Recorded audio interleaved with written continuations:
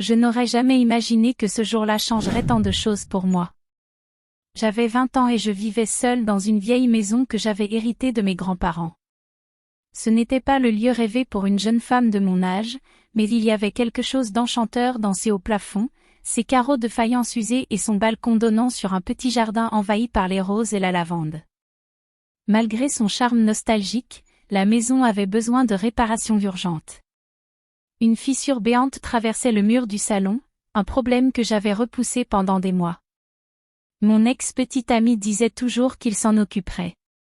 Ne t'inquiète pas, Maëlys, je vais le faire bientôt. Mais il ne l'a jamais fait.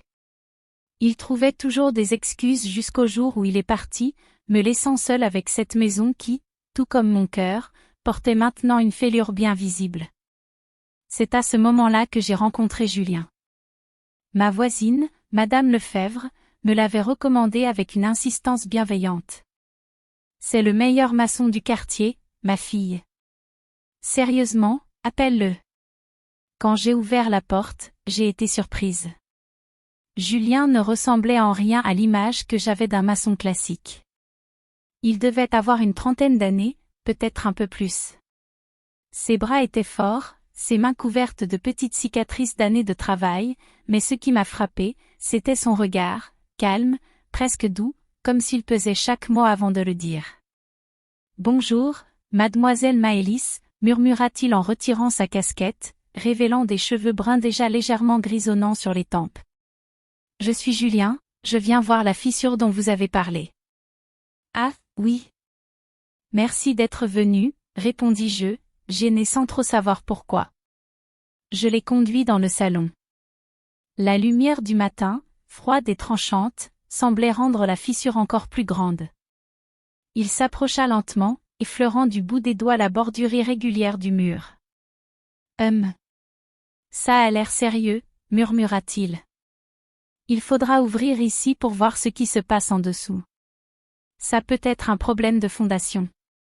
J'ai hoché la tête, mais, en réalité, je n'écoutais que d'une oreille.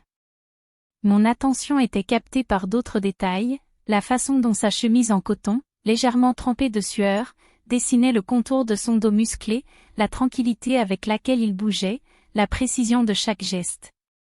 Il était hypnotisant. « Vous vivez ici seul ?» demanda-t-il soudainement, sans quitter le mur des yeux.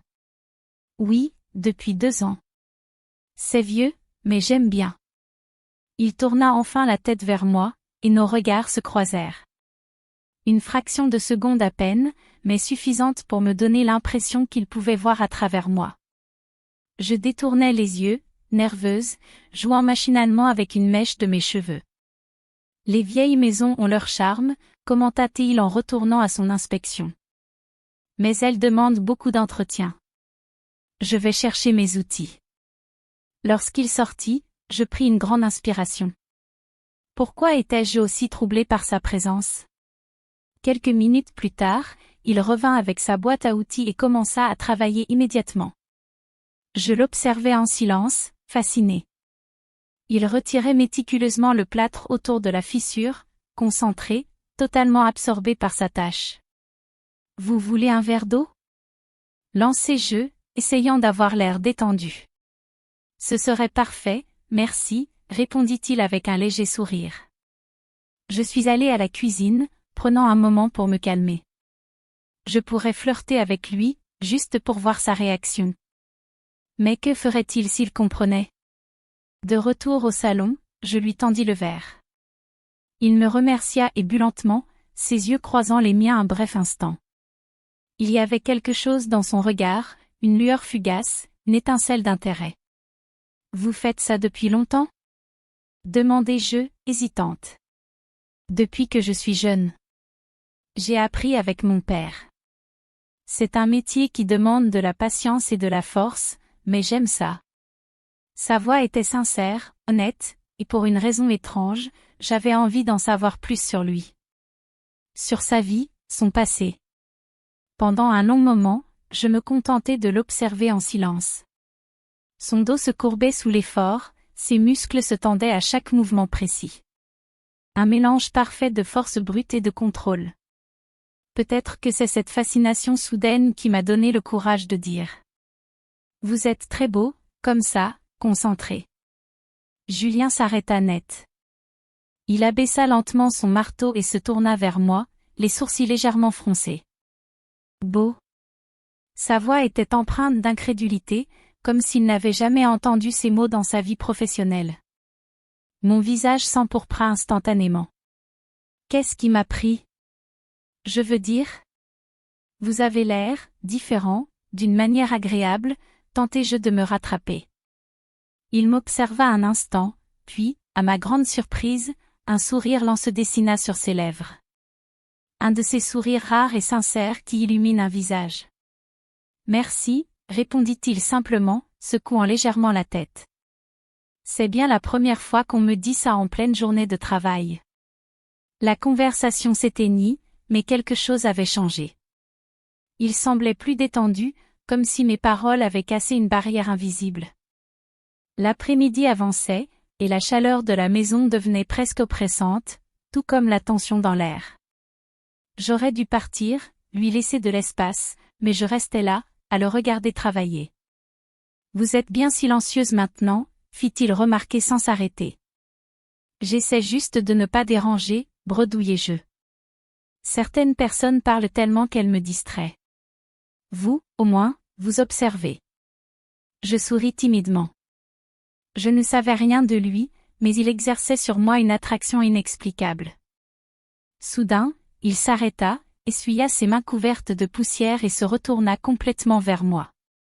Cette maison a une histoire, non? La question me prit au dépourvu. Comment vous savez? On le sent, répondit-il simplement. Un frisson me parcourut. Il comprenait exactement ce que cette maison représentait pour moi. C'est difficile d'entretenir tout ça seul, dit-il doucement. Oui, avouai-je. Parfois, je pense à la vendre, mais je n'y arrive pas. Il s'approcha, son regard ancré dans le mien. Mon cœur battait plus vite. Maëlys, murmura-t-il. Oui. Il hésita un instant, puis, lentement, il tendit la main, frôlant mon bras. Son toucher était rugueux, chaud.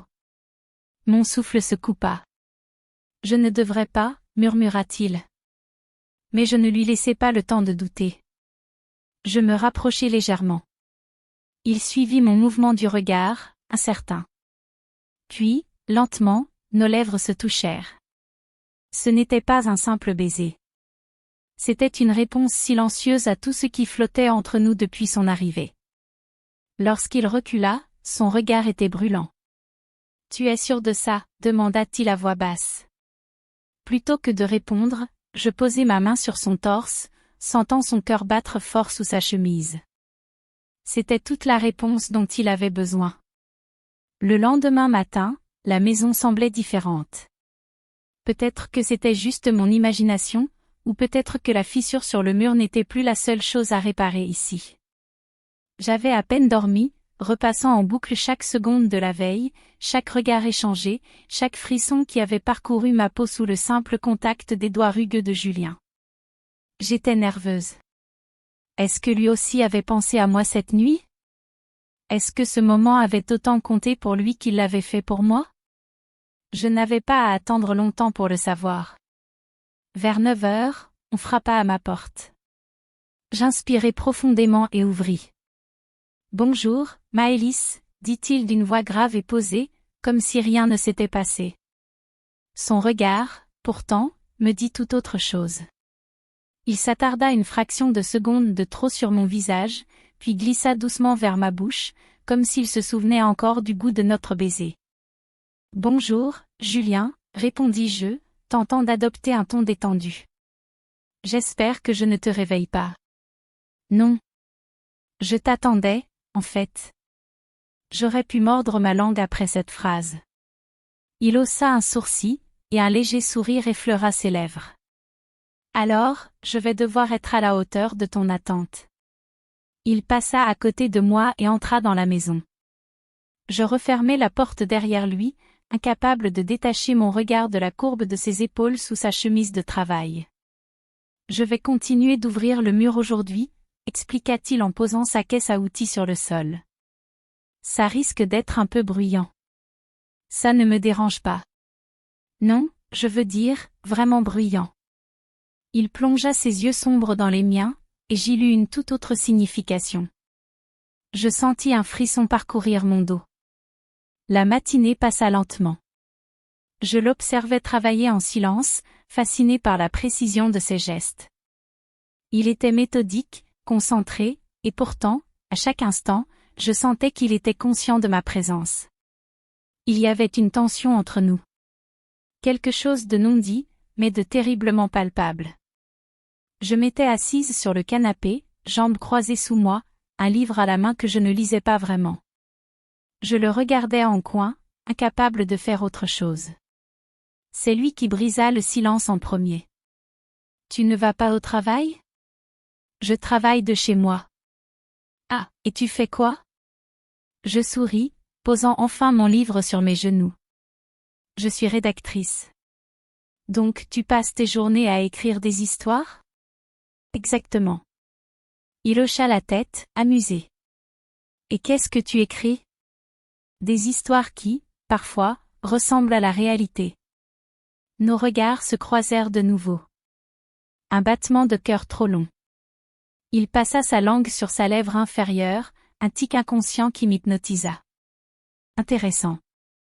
J'eus l'impression qu'il venait de lire entre mes lignes. Vers midi, je lui proposai à boire à nouveau. Il accepta avec un hochement de tête et je partis vers la cuisine, sentant son regard peser sur moi alors que je m'éloignais. Je pris mon temps pour verser l'eau dans le verre, essayant de calmer le tambourinement incessant de mon cœur. Quand je revins, il avait retiré sa chemise. Mon souffle se coupa net. Son débardeur sombre, collé à sa peau par la sueur, révélait des muscles taillés par le travail manuel. Ses bras, ses épaules. Je n'aurais jamais cru trouver un homme aussi, brut, aussi fascinant. « Il fait chaud », lança-t-il en haussant un sourcil en voyant mon regard figé sur lui. « Oui, un peu. » Je tendis le verre, et nos doigts se frôlèrent. Ce simple contact déclencha une avalanche de frissons le long de mon bras. Je vis la mâchoire de Julien se contracter légèrement. Il posa son verre sur une étagère, l'air pensif. Puis, sans prévenir, il s'approcha d'un pas. Un seul. Suffisant pour faire reculer légèrement mon corps contre le mur.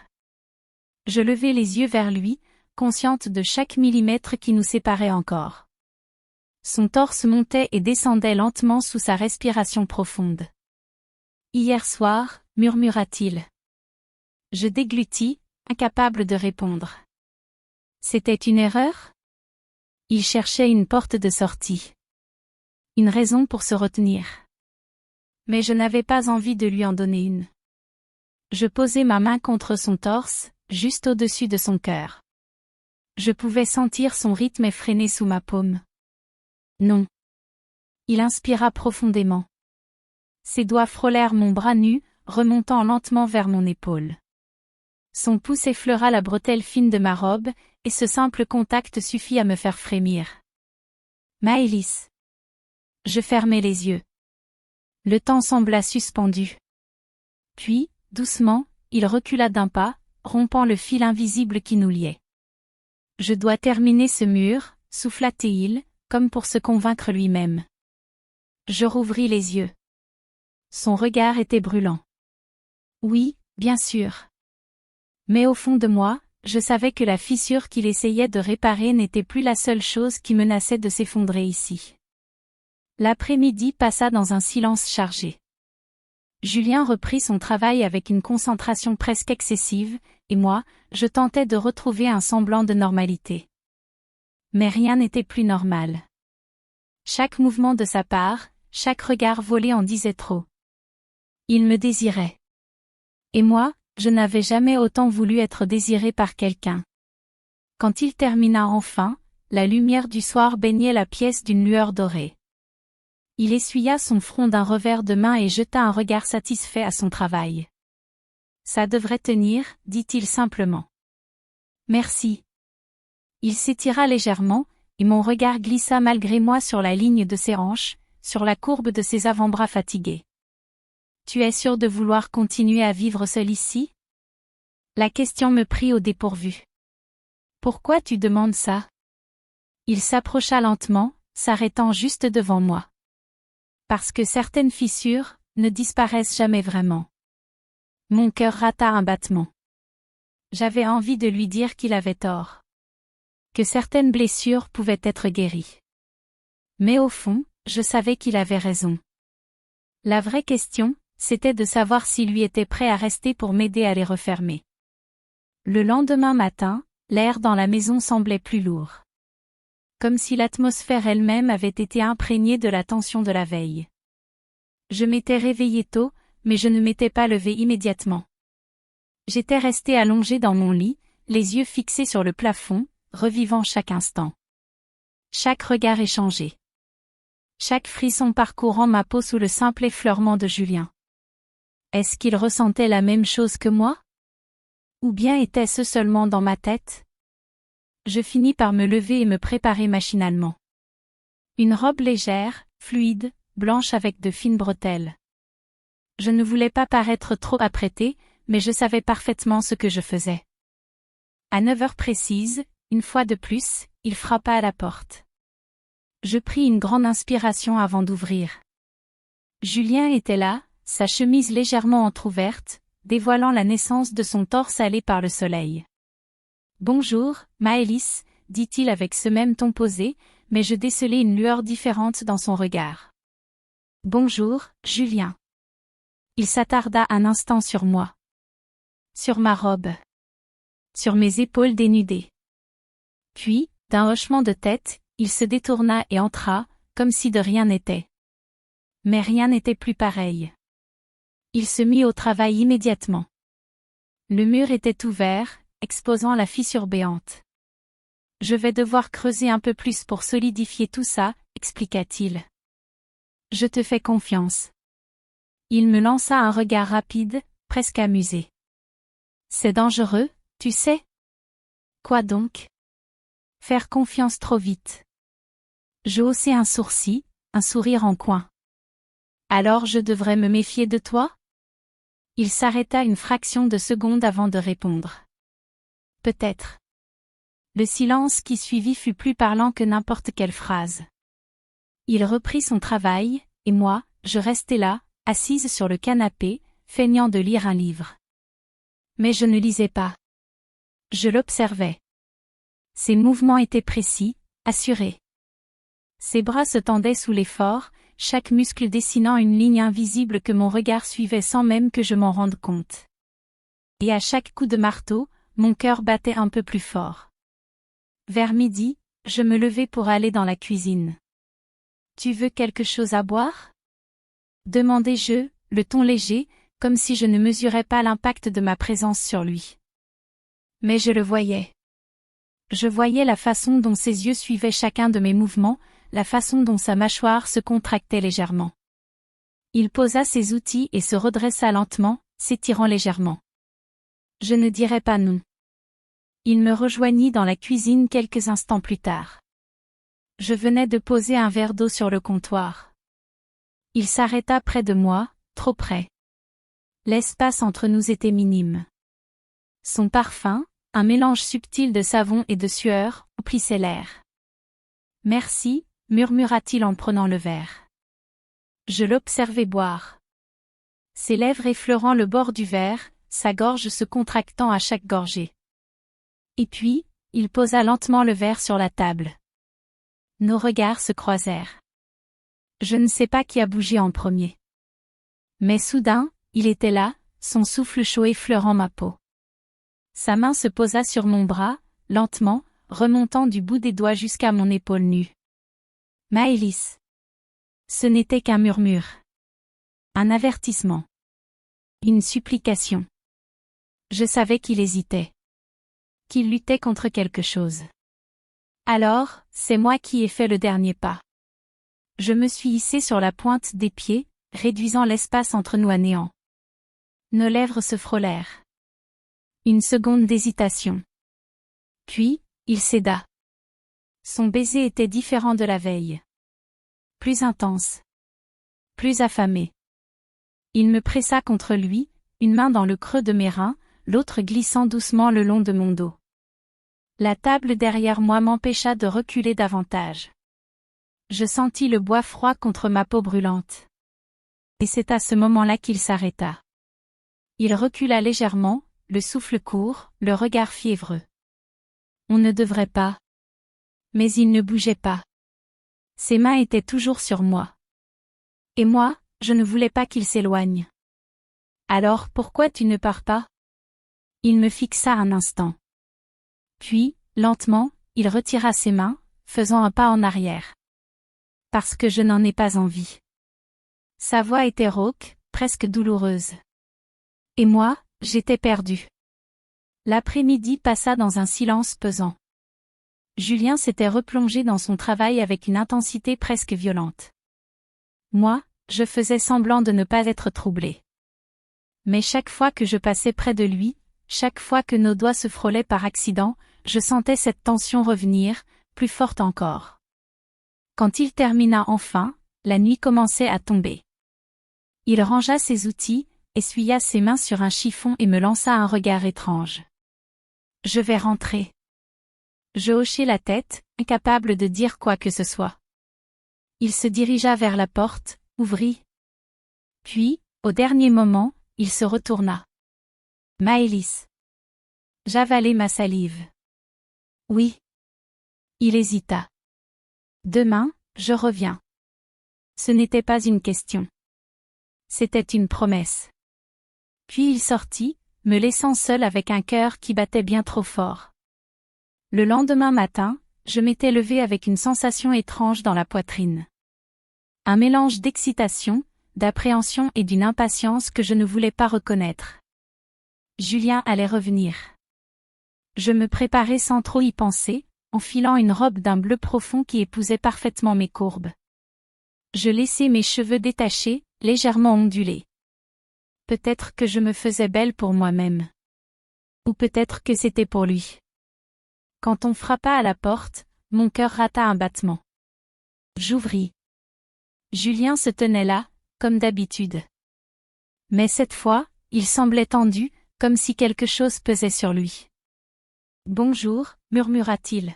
« Bonjour, Julien. » Nos regards se croisèrent, et tout ce qui s'était passé hier revint en un éclair. Le baiser. Son hésitation. Le feu entre nous, impossible à éteindre. Il détourna les yeux, passant une main dans ses cheveux. « Je vais continuer le mur », annonça-t-il d'un ton presque précipité. « Bien sûr. » Il entra, évitant soigneusement de me toucher.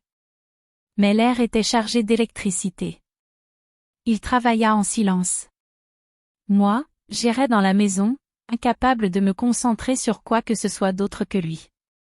Le voir bouger, le voir concentré, sentir sa présence, tout cela m'obsédait. À un moment, il s'arrêta pour essuyer la sueur sur son front et ôta sa chemise, comme la veille. Mais cette fois, c'était différent. Cette fois, il savait que je le regardais. Et il ne fit rien pour l'éviter. Je m'approchai lentement, feignant l'innocence. « Tu veux un café ?» Il releva la tête, posant ses outils. « Je veux bien. » Nos doigts se frôlèrent quand je lui tendis la tasse quelques minutes plus tard. Il ne bougea pas immédiatement. Nos mains restèrent en contact plus longtemps qu'il n'aurait fallu. Puis, il souffla doucement sur le liquide chaud, portant la tasse à ses lèvres sans me quitter des yeux. Mon ventre se tordit sous l'intensité de son regard. L'après-midi avança. La tension ne faisait que croître. Et puis, tout bascula. Il était en train de visser quelque chose contre le mur quand un faux mouvement lui fit perdre l'équilibre.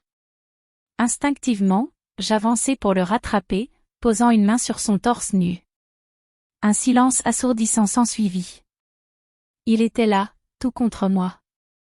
Sa respiration s'était coupée. Et moi, je sentais la chaleur de sa peau sous mes doigts. « Maëlys » murmura-t-il, sa voix rauque. Je relevai les yeux vers lui. Ses mains, hésitantes, se posèrent sur mes hanches. Et cette fois, il ne chercha pas à s'éloigner. Lentement, il pencha la tête vers moi, son souffle brûlant effleurant ma peau. Je fermai les yeux au moment où ses lèvres frôlèrent les miennes. Un simple effleurement. Mais suffisant pour me faire frémir. Puis, il approfondit le baiser. Ses mains glissèrent sur mes hanches, me pressant un peu plus contre lui. C'était différent de la veille. Il n'y avait plus d'hésitation. Seulement du désir. Ses lèvres quittèrent ma bouche pour glisser le long de ma mâchoire, puis sur ma nuque. Un soupir m'échappa, et je sentis son sourire contre ma peau. « Tu me rends fou », murmura-t-il. Ses mains caressaient lentement mes bras, traçant des frissons sur ma peau. Je passai mes doigts dans ses cheveux, tirant légèrement, et il grogna doucement en réponse. Puis, soudain, il s'arrêta. Il recula juste assez pour me regarder dans les yeux. « Tu es sûr ?» Sa question était sincère.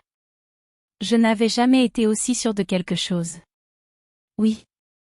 Son regard s'assombrit. Puis il me souleva, me portant jusqu'au canapé. Et à cet instant précis, plus rien d'autre n'existait que nous. Le soir, après que la chaleur du jour se soit apaisée, nous étions restés allongés là, en silence. Je traçais du bout des doigts des cercles invisibles sur sa peau. Il soupira profondément, ses bras refermant leur étreinte autour de moi. Ce n'était pas prévu, souffla-t-il. Non, mais c'était inévitable. Il eut un sourire en coin. Je crois que tu as raison. Il déposa un baiser sur mon front, et à cet instant, tout semblait à sa place. Mais au fond de moi, une question restait en suspens. Avais-je réussi à refermer la fissure dans mon mur? Ou bien en avais-je juste ouvert une autre, bien plus profonde, dans mon cœur? Je me réveillai au son de la pluie battant contre les vitres. L'odeur de l'orage flottait dans l'air, mêlée à quelque chose de plus intime, plus familier. Le parfum de Julien. J'étais blottie contre lui sur le canapé, sa main posée sur ma taille, son souffle chaud effleurant ma nuque. C'était étrange, cette sensation de plénitude, de calme après la tempête. Mais au fond de moi, une autre tempête grondait encore. Parce que même si son corps était là, tout contre moi, je sentais qu'il luttait encore contre quelque chose. Je bougeais légèrement, rompant notre étreinte. Julien grogna doucement dans son sommeil avant d'ouvrir les yeux. Son regard croisa le mien, et pour un instant, tout fut suspendu. Puis, lentement, il laissa échapper un sourire. « Bonjour », murmura-t-il d'une voix encore ensommeillée. « Bonjour. » Il passa une main dans ses cheveux, me détaillant comme s'il voulait imprimer cette image dans sa mémoire. Mais quelque chose dans son regard avait changé. Une hésitation.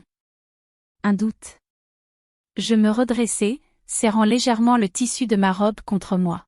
« Tu regrettes ?» Il s'assit à son tour, ses muscles se tendant légèrement. « Non. » Il marqua une pause, cherchant ses mots. « Mais je pense que c'est dangereux. » Mon cœur rata un battement. « Dangereux ?» Il soupira, passant une main sur son visage. « Je ne suis pas un homme fait pour ça, Maëlys. » « Pourquoi ? » « Pour ce genre d'histoire. » Son ton était grave, presque fataliste. Et moi, je refusais de l'accepter. « Tu veux dire, notre histoire ? » Il ne répondit pas immédiatement. Son silence en disait plus que n'importe quelle phrase.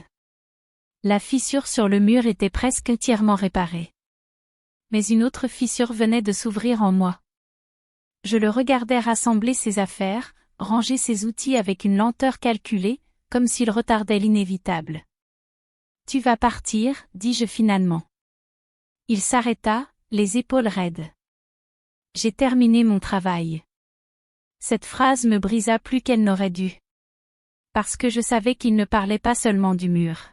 « C'est tout ? » demandai-je, la gorge serrée.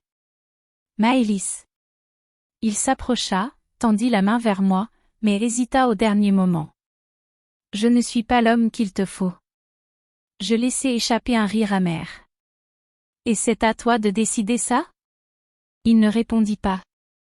Le silence s'étira entre nous, jusqu'à devenir insupportable.